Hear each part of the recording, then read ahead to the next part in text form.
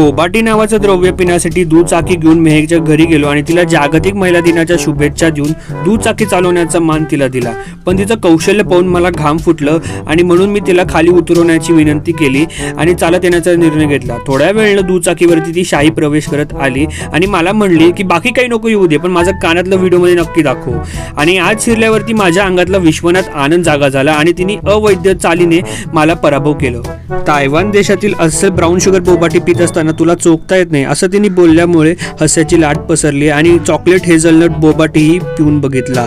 बोबाच्या नावाखाली आपण साबुदाणा खातोय असं समजवलं आणि espresso granita with vanilla ice cream नावाचं नवीन व्यंजन आम्ही भक्षण केलं. उन्हाळा सुरू झाल्यामुळे मँगो सोडा बोबाटी आणि लाईम सोडा बोबाटीही आम्ही चाखून बघितला. दुचाकी मला चालवू दे, नाही तर तू एकटाच घरी जा असं सांगितल्यामुळे मी एकटाच निघालो. पण तिच्या घरी उत्तर काय द्यायचं म्हणून मी परतलो.